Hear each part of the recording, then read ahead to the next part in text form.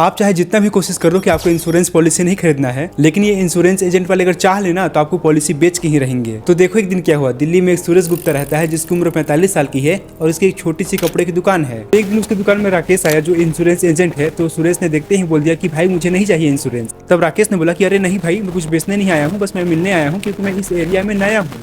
और राकेश उससे थोड़ी देर बात करता है और चला जाता है। तब सुरेश को लगता है कि बहुत अच्छा आदमी है, चलो कुछ बेचा नहीं। पर यहीं से शुरू होता है उसके सेलिंग का गेम। अगले दिन राकेश फिर आया समोसे लेके, बोला कि मेरी वाइफ ने बनाया है।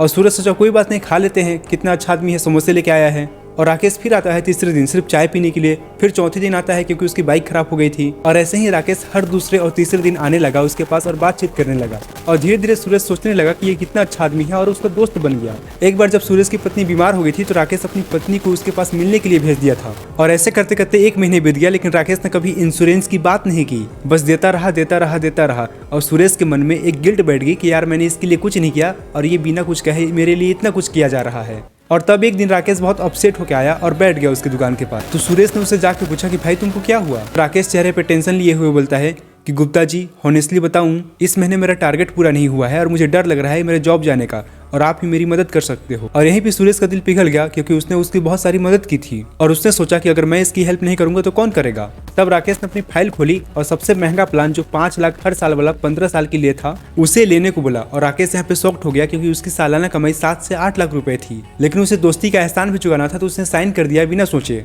और यहीं पर वो इंश्योरेंस वाला अपना सबसे महंगा पॉलिसी उस आदमी को बेचा जो अपने आप को सोचता था कि मैं कभी इंश्योरेंस नहीं लूंगा।